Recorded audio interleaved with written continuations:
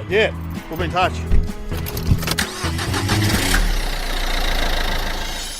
Hello and welcome to The Debrief. It's Dave O'Neill here, and I've just done a gig with the fabulous Denise Scott. Oh, get out, Dave. Fabulous. You were very funny, I tell you what. Was I? And the crowd were there for you. Yes, they were there for me, but I must admit I was a little bit ambivalent about myself. Oh, yeah. But the crowd were great. They loved you. It's funny, isn't it? Sometimes you can feel a bit average about a gig, but then they'll come up to you and go, hey, that was amazing, you were fantastic. Yes, well, that was amazing that that gentleman, John, came up to me before the show, and he knew my dad, Russ, and Russ died 34 years ago. So to have someone come up, this was great, and he said, I know where you get your comedy from. It's from your father. Because my dad used to drink at the West Heidelberg Footy Club rooms. Wasn't he the president? Or? He was the president, the secretary, the vice president. He was a boundary umpire. He loved West Heidelberg Footy Club. But then he went off. He used to, apparently when the beer ran out at West Heidelberg, he'd drive, as you used to in those days, to the Greensborough footy rooms where this person, John, was. And he said, my dad used to tell jokes non-stop for half an hour. And he said, that's where you get it from. And he said, and let me tell you, he never, ever told the same joke twice. I thought, well, Jesus, I don't get that from my dad. I tell the same tired old stories. Yeah, but that's what comedians do. Well, yes, we do. And he was probably telling old jokes. I don't think he was creating them. No, he studied them from a book, I imagine. Oh, really? Did he? Your dad's quite intriguing. I remember he was a small goods salesman, wasn't he? He delivered small goods, had the small goods van, the combi van covered in sausages and frankfurts. I've seen that photo, yeah. But he also had a clown suit, didn't he? He had a clown suit. I love that, clown suit. He had his own clown suit, and he didn't do any clowning. Wasn't a clown. He'd just get pissed and disappear into, the bedroom and come out dressed as a clown in horrific makeup. Like, I don't know where he got the like makeup from. Killer. Yeah. Like, what's the movie that's on now? It. Yeah, that sort of thing. And in fact, because we had a nursing home across the road from where I live. Where your mum worked. Dad would get pissed, and put on the clown suit and think it'd be good to go and cheer up the old people. And I was with him once where this poor old lady, he's leaning over her, and he used to wear his glasses as well over this horrific clown face makeup. And he was leaning over this old lady in the nursing home, and she woke up, and it was the biggest most blood-curdling scream I've ever heard. And she thought she was dead. Yeah. And gone to hell. Yeah. And that my father in his clown suit was hell. Satan. He was Satan. Your dad was Satan. Yeah. I remember that story you told that. So your mum worked at the nursing home, and occasionally wouldn't she get your dad to come over in his white coat? Yeah. Well, see, because back in the day, Mum wasn't even a fully qualified nurse. She was a nurse's aide. Yeah. But she'd do night shift on her own because there was only like 45 patients, So back in the day, you'd have one nurse, 45 patients. And but if there was any drama, she would call out, or I suppose she would ring on the phone, I don't know, but literally across the road. Yeah. So she'd call out to my dad to come over, and he would put on his small goods delivery coat because it had little blood stains and everything because he'd been delivering meat. Yeah, there were white coats back in those days. Yeah, and she'd call him Dr. Scott, and he'd pretend to be a doctor. These were the days, I tell you. He'd pretend to be a doctor. Fantastic. Hey, hang on. Oh, yeah, we're going along the way around. Yeah, we're going. Yeah, but you know where you're going, though, don't you? I know where you live. Yeah, but you're filling in time, taking a longer route because it was we were doing a gig in Fairfield and you live in Thornbury. Yeah, so it'd be a quick conversation. We'll go along Bell Street. Oh, I'd love to go along Bell Street. Oh, that's a lovely road. Anyway, so my dad, would pretend to be a doctor and help Mum get patients back into bed and everything. And oh my God. These medical qualifications very overrated, Dave. Yeah. Just I love that, the white coat. Yeah, fantastic. And so your dad he died before you started comedy, didn't he? Yeah. He died when he was 59. Oh my God. Heart attack. So young. Heart attack. And his mum, my nana, died at 58, heart attack, and my other nana, 58. So, oh my God. And God, I was fucking relieved when I got to my 60s, I tell you. I'll say. Jeez. You'd be looking at the clock. Do you reckon he would have been impressed by your comedy career? He would have. This is the thing. He would have loved it because he was one of those sort of chaps who was just proud and often a bit pissed. But he was a happy drunk. And I reckon if he'd lived, Mum would have coped better with it. Yeah. Because she didn't have Dad around, and she always found my comedy really difficult. It wasn't her thing, and whereas Dad would have just, cried with pride. Yeah, and he would have enjoyed it if he was into a bit of amateur clowning. And he wouldn't have been so bothered. And he'd say to you, what was your mum's name? Marg. Come on, Marg. Yeah. She's having a go. Yeah, and he would have just dominated proceedings anyway. He used to, before I did comedy, because I was doing, in inverted commas, acting in community theatre or whatever, theatre restaurant stuff. And my dad would come and Mum would beg him not to tell anyone, that he was my father. Really? Yeah, because, it's embarrassing. If the show was shit, she didn't want anyone to know. Yeah. And, Dad would tell everyone, and I'd come off stage and everyone would know everything about me. Oh, yeah, one of those dads. Yeah. Oh, my dad's still like that. Like, oh, we met your dad. We sat next to him. Yeah. Oh, my mother-in-law, Betty, who you've met. Yes. Betty. Yeah. I remember coming to see your show with Judith Lucy in that huge theatre. Which theatre was that? The State Theatre? No, 2 years ago, 2 or 3 years ago. Oh, God, Dave, was that's that the Regent? Nothing. What was that? No, where were we? I'm sounding very casual. The Princess. The Princess, yes. And we came in a little bit late, and here comes Dave with Betty, his mother-in-law. Did I say that? Yeah, from stage. Because I was sitting quite close to the front. Yeah, no, Betty is a big fan of you and Juicy Lucy, as she calls Judith. Well, of course, there's the other Juicy Lucy now. Oh, who's that? It's Sally Ann Upton. Oh. That's her character name in Wentworth. Is it really? Juice. Yeah, Juicy Lucy. I didn't know she's got a role in Wentworth. Oh, my God, yeah. Oh, she's been waiting for that forever? She has. She's up to, I think, a third series now. Oh, fantastic. She loves it. Yeah. Well, actors love to work. Oh. Love to work. Well, I've done some acting work. Yeah. I know. But, gee. I've heard. Gee. And your dad with his clowning. I remember that great story. He played Santa one time, didn't he? Oh, he often played Santa. Yeah. And but he forgot to get you a present. Yes, that's right. Story, you remember stories very well. I remember. I'd forgotten that. That was so sad, that story, but it's such a lovely thing. Yeah, because he was Santa at the. Would have been. He used to do it for the RSL and the footy club, and it was on the back of a truck. And it was just me. My sister wasn't there. Mum wasn't there. Dad, it's like we went to the picnic together, and then Dad had to, wink, wink, go and do something. Were you aware that he was doing Santa, or? No, but, I wasn't an idiot. When he arrived on the back of the truck, I thought, oh God, that's Dad. And then and it was obviously one of those situations where every parent had to bring a present for their kid. Yeah, and then they put it in the sack. Yeah. Oh, and so we get to the end of the sack, and there's little me. Little Denise. Little Denise. How old were you being? No present from Santa. Oh. Because Dad had forgotten. He had his showbiz things to think about. Yes.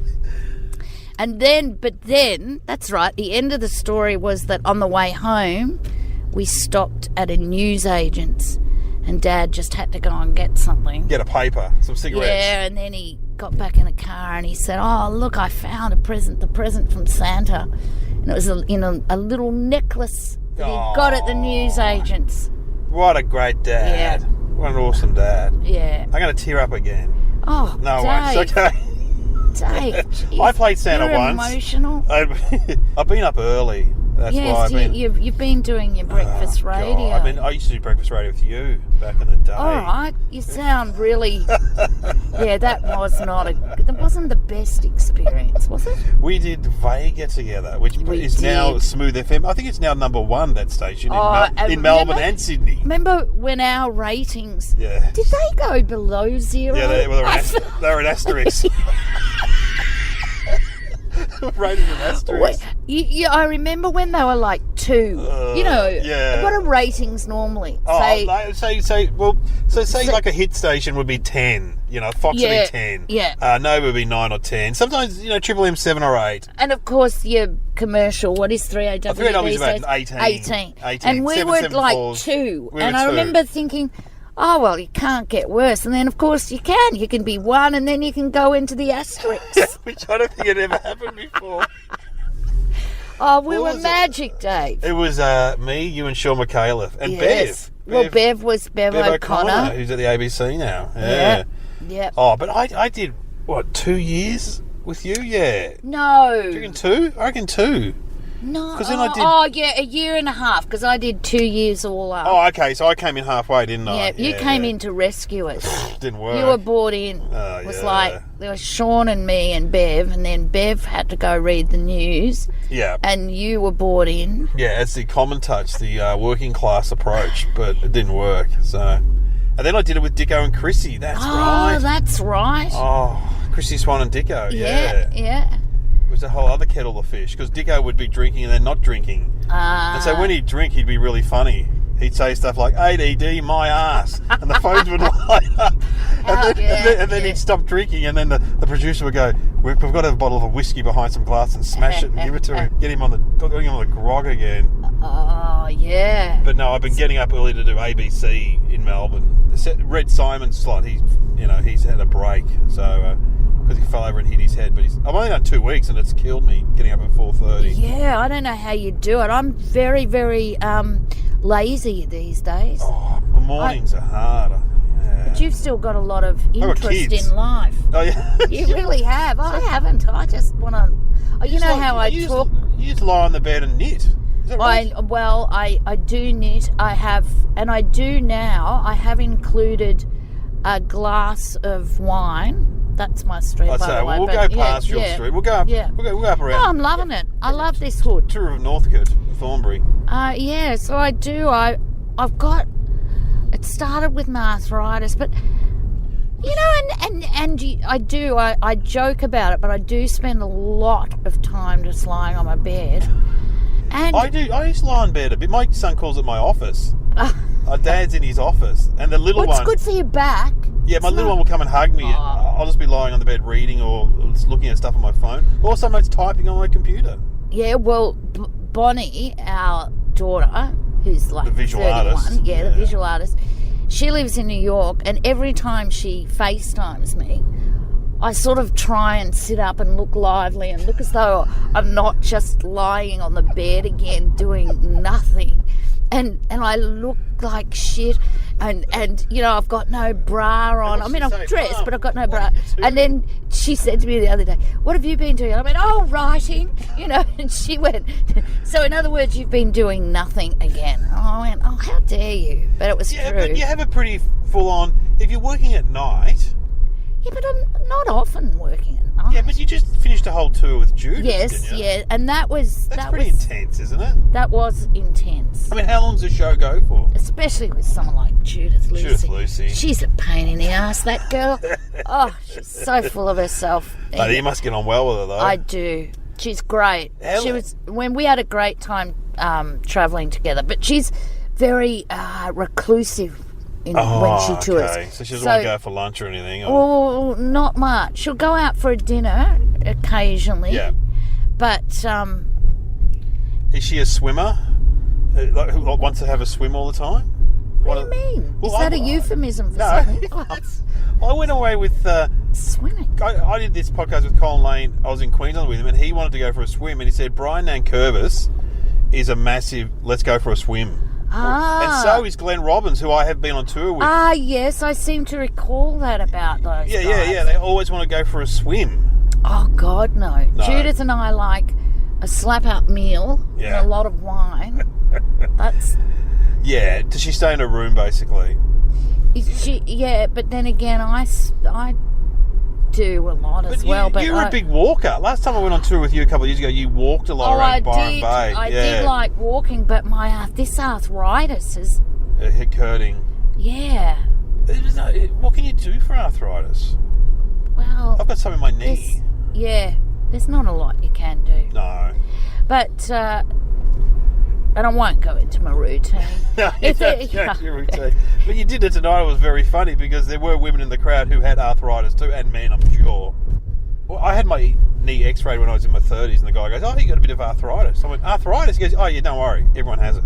Yeah, I've had it in my right ankle since I was about in my 30s. Yeah, right. But you learn to live with it.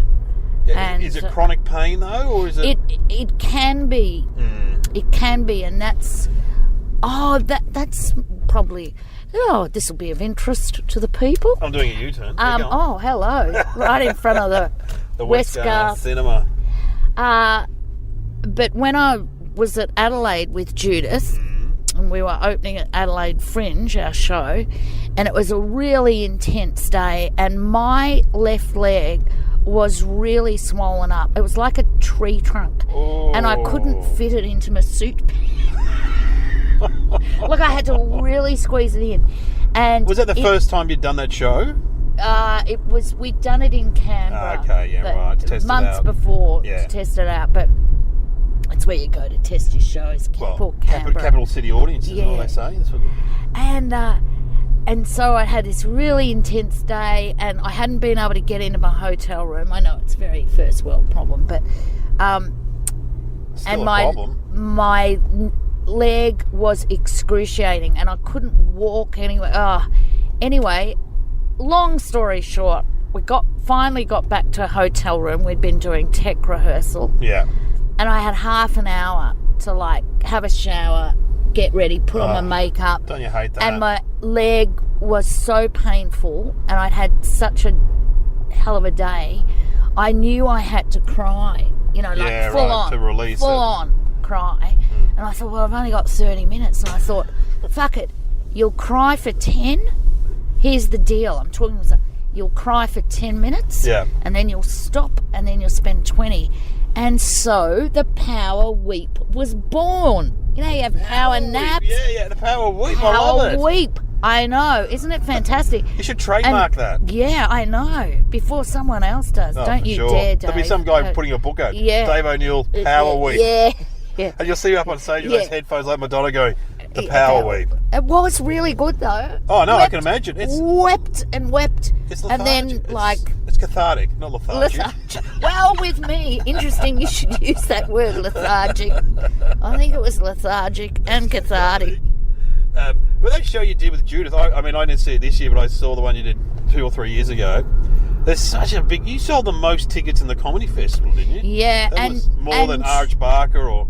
And this year, we... the People's Choice Award, it sounds good, but it just means you sell the most tickets. Yeah. Will Anderson normally wins it. Well, we You won it. No, we didn't. We came equal with Will, which, how could that be? How could you sell exactly the same? That's not. So there's been a bit of skullduggery, and I reckon that actually Will pipped us at the post. They were still counting that day because there was still... What? Yeah. I think Will, but they couldn't bear to have Will win again. Yeah, they wanted someone different, yeah. So Will and Judith and I shared it. Sure. Because there is, for your comedy, what is the predominant audience? It's mixed? It is a mixed. lot of women over 50? A lot of older women. Yeah. But those older women will often bring family. Yes. Like it's an extended family outing. They'll bring their daughters, they'll bring their husbands, they'll bring their friends. Yeah. Yeah. And because women do the organising. This guy told me this who works for Facebook. He said you can see it on Facebook posts. Denise Scott's doing a gig, and then people put on there, "Hey, Jenny, you want to come and see it?" The blokes don't do that. I know. Well, it'd be, I guess, you know, well, if you do see it, it's absolutely true that if you see a guy on your page going, "Hey, Brad, want to come?" You assume Brad's gay. Yeah, like Brad and his friend are gay. You don't assume it's like some bloke from the footy club. Yeah. Getting a group Judith together. Going. Remember we did that footy club? The guy was so adamant that you come and do the footy club with me, and he offered reasonable money, and I rang you up and I said, look. And of course you were hesitant because the footy club we always think is going to be young blokes. You know, and it was where it was Watsonia I think it was Watsonia, which is near where you grew up. Oh, was it? McLeod. McLeod. It was McLeod. It was somewhere. Footy club, yeah. In the northern suburbs of Melbourne. And the guy said, and everyone I spoke to on the phone was about 86 years old. Yeah. And they all had old. There was like Rod and Bert, and yes, and we're looking forward to Denise coming with you. Yes. And I thought, well, this will be fine. We'll go there, and they'll all be in our age group. Yeah. We walked up the pub, and there was just 2 rows of guys in their 20s sitting on stools. Oh, not even 20s were they? They were like the under 18s. But then down the front, all the old people were sitting. Oh, and there were hardly any. Yeah, it was fun. But it was a good gig.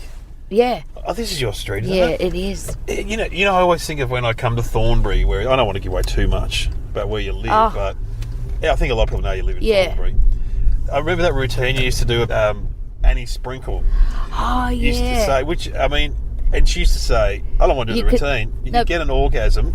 You should be able to get an orgasm just walking down the street. And your punchline was, well, you obviously don't live in Thornbury. Oh, yeah. And that used to get a massive laugh. Yeah, till I did it at the Comedy Festival Gala. Well, no one laughed. No one laughed. Got cut. What? Got cut from the gala. Everybody does. I've been cut from the gala. Yeah, I've been cut from the gala. Hurts. Ouch. I had to follow. You know, you've gone past my house. I'm going to turn around. Don't worry. Yeah. I had to follow that really good-looking guy who plays the guitar and tells jokes. They're like one-liners from America. Drew Martini. Yes. What's his? Now we're doing one of your routines. Another routine where we can't. Begins with D. Yeah. Darren. No. I always do this on this podcast. Domenico. Yeah, Dimitri Martin. Dimitri Martin. So he comes out. Domenico. He's good looking, he plays the guitar, and he's hilarious. And I had to follow him. Oh, no, I got cut. Yeah. But anyway, the thing about your Thornbury joke, though, I don't know if you could do it now, because when you used to do it, yes, Thornbury was very daggy. Yeah, because we've lived here 33 years. Yeah. Same house. Yeah. Same house. But it was a very working class Greek sort of suburb, wasn't it, Thornbury? But you know, Dave, if you've got to hang on to your old jokes, you just sort of put them in the past. Yeah. You know, you say you put it in another context. I'm a fan of that. Don't worry about that at all. But it's hipsterville now. It's so many hipsters in Thornbury. And you've got that. Do you ever go to that place? They've got a place here where food trucks park permanently. Oh yeah, welcome to Thornbury. Did you ever go there? No, too young. I went there once. You know, I like some walls and a roof. Yes. You know, I do. I know. These outdoor situations. Yeah, no, put a roof on it. And you know, even when I see bands, I prefer them with a roof, even if it's a tent. I prefer a. Which reminds me of the last gig we did together, which was Port Fairy. Was it Port Fairy or... No, we did Queenscliff together. Queenscliff, that's right. Music festival. And I was racing to go on before you because I knew they would be... Are you going to fill in time again? No, I'm just going to wait for this car to go past. Yeah. And the guy was going, well, we're going to have to bring Denise on before you. I'm like, no, I'll be there in a minute. But anyway, I got there too late and I had to follow you, but still. Oh, that was a good gig, wasn't it? It was good fun. Yeah, it was good fun. All right, we'll be back on The Debrief. Hey, this episode of The Debrief is brought to you by Sheba. It's a great rideshare app where all the drivers are women. That's right, every single driver is a woman. So set up your account by downloading the Apple or Android app, and multiple users can use the one account. Enjoy the one account. And also, this is a great idea for dads like myself. You can set up an account for your daughters. Corporate accounts are available too. Sheba also takes booking. It's female-only driving service. And Homey. They're a Melbourne-based social enterprise creating pathways out of homelessness. Do you know at the moment there's about 100,000 Australians that live without a permanent address, and of those, 20,000 people sleep on the streets or in a makeshift shelter. Why not change this? Come on. Go to www.homie.com.au. Okay, back to the program.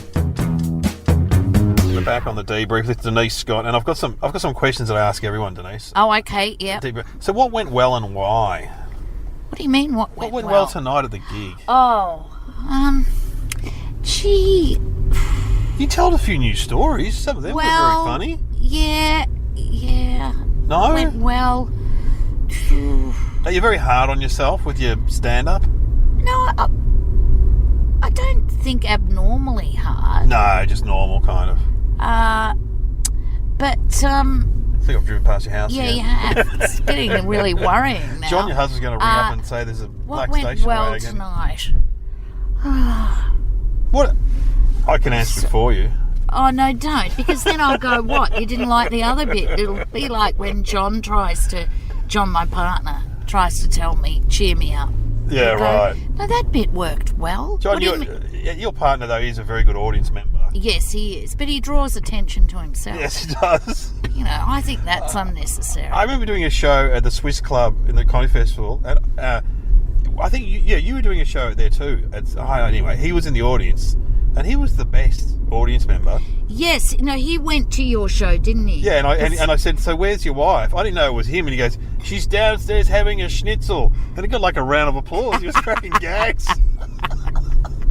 But who's this guy? It's hilarious. Yeah. Anyway. So what went well tonight? It was a very enjoyable gig. Yeah, they loved you. But they liked the smoking. Oh, the stories about stuff. My mum smoking on the ward in the hospital. That was very funny. Well, what didn't go well? Oh, do you have to ask that? No, we don't have to. Oh, well, I thought Rosie, who was, giving me stuff, good on her, was talking about using Rawley's ointment for that was funny. Arthritis, but I couldn't really do anything with it. Well, sometimes people would say stuff and you're like, oh, that's really funny, but I can't think of anything. I had nothing. And I did feel rather poorly calling that man fuckface, who beat me to my punchline. Oh, did he? I went, good on you, fuckface. And I don't normally talk like that. No, but that's funny to see you lash out like that. Were there any organisational hazards that got in the way of your performance? No. No, that's fine. No. I know you got stuck getting to the stage, actually. I got what? You got stuck. I introduced you, and then you. Where are you meant to get on the stage? Yeah, you were going the right way. Just as a woman, a neighbour said the other day, oh, you're just like me. You've got your skinny little legs and big. She was obviously about to say gut, but my face fell and her voice sort of petered out. But But no, it's a very it's probably dull of me to say, but it's a very lovely venue, that Grandview Hotel. The Grandview Hotel, yeah, it's in Fairfield, lovely. And so how can we do better next time? What is this? What do you mean? I got these questions off the internet. Oh, they're really? proper debrief. What we can't. For a corporate dinner or something? Probably. What could you do better to? Nah. I think. Why is John's car on that angle? Why is John parked like that? Let's go. We've been past. He's got a big festival coming up. He's in a crazy festival mode. Does he still go and do rainbow serpents, or is that John? That's a weird angle to park at. Maybe he had to get in where there was no room for him. That is his car. Oh, he's stressed. He's stressed. He's stressed. He doesn't even know he's parked on an angle when you're not meant to. John is that kind of guy, though. I remember you told me when you were younger that he said he was going out down to the shops and didn't come back for 4 hours. Oh, yeah. Later. Well, and he was quite possibly in his bathers when he went. In Thornbury, he used to wander off shopping in his bathers. Really? Well, he had a good body. He wasn't. He's a good-looking guy. Do that now. No. And then one time he went off and then you saw him on the front of the paper leading a festival. Oh, that's right. Gee, you remember my life better than me. I'm going to write your third book for you. He said he was going... Where did he say he was going? And then he appeared, on the front of the paper because he told me he wasn't going to do festivals, street performing on that particular weekend. No. And then he was leading the local circus down the... Yeah. On the front of the local paper. John, that's right. At the Arts Centre, I think. Gee. See, he was too scared to tell you. Yes. So he said he was just going down the shops. He is quite terrified of me. Well, I think I've done that. I've certainly done that. Said to Kieran, I've just got to go and down the shops and done a gig. Have you got to ask me other questions? No, that's it. But you know what? We can. That's the end of the debrief. But we can play some music now. So we play a song. Okay. Any song. Oh. Any song at all. Well, no, we don't play it now in the car, but it gets put on to the podcast. Nice. So any song at all. Yeah. What, do you want me to suggest one? Yeah, go on. No, I don't want to suggest. Well, what about... Why don't you play one of Jordie's? Yeah, I was going to say that. Your son... Jordie Lane. Jordie Lane. Yeah. This guy was telling me in the coffee shop today that he went to Woodford and he met you and then he met Jordie and he goes, he didn't know you were connected. And he said, I saw Jordie talking to Denise Scott like they were friends. And I'm like, how do they know each other? He had no idea. He said it freaked him out. He said. Yeah, it would. So Jordie Lane's your son. He's a popular singer-songwriter. Yeah, and my daughter's Bonnie Lane. And because they get the shits now because Jordie, apparently, I don't do this, but if you search Google, I don't know what he means. Yeah. He comes up as Denise Scott's son. I don't know, and it just gives him the shits. And then because you know what happens I'll show you. If you just put in Jordie Lane in Google, it'll come up with suggested searches. Anyway. So like you just go like this. I'll show you. Google, all right, and then you put. Oh, come on, it's bad reception here in Thornbury. That's not working. But the other thing is that, I never look at Wikipedia. No. But so Bonnie, for whatever reason, my daughter who lives in New York, she's not mentioned. Oh, she's not mentioned on your Wikipedia page. They do say, at least they say I have 2 children. But, yeah, okay, but that's interesting. Jordie gets named and Bonnie doesn't, so she was upset about that. Jordie's upset about the fact he always gets called Denise Scott's son. Well, hey, too bad. Yeah. Get a grip, kids. Jordie Lane, and now normally it should come up with suggestions for Jordie, and it'll say Denise Scott's, son. Anyway, play one of his songs. Yeah, which one? I don't know. I can't remember the names of them. He's got a big repertoire, hasn't he?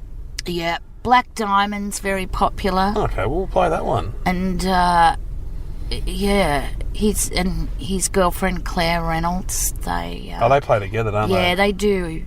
They do often play together. Oh, well, he should be proud that his mum's a comedian. He should be. Yeah, he should be. Damn it! And now you're getting his song played on this podcast. Yeah. Jeez, Jordie. If he isn't nominated for an aria from this. Something's wrong. I did see him on a plane once and he said he was in business class and his musicians were in economy. Now, did you? I'm sure he said that. Oh, he quite possibly, because he flies he gets a lot of points. I think he had a lot of points, he said. Yeah, but wow. That's very... Well, it's not even Bruce Springsteen of him. Sit up front. Sit up front, Jordie. A story I love, because he organises his own tours, pays a band. But I love the fact that he took a band. He'll be cross with me for saying it, but oh well. He may not hear this. If he's not happy with your career as a comedian, he's not going to be listening to this podcast. So he took the band. This was on his last album tour. They were in Adelaide, and got a budget, so they stayed at my sister-in-law's place, and the guitarist and the drummer slept in bunk beds. Fantastic. Kids' bunk beds. Rock and roll. Yeah. Yeah. But Jordie was in a hotel, so that's amazing. Yeah. He was in the Hyatt. Yeah. Well, thanks for coming on the podcast, Denise. It's been a pleasure, Dave. And always. Let's hear some Jordie Lane. Here he comes. And people can find you on Twitter and Facebook. Oh, of course. Of course they can. Way across it. Thanks, Denise. Thanks, Dave.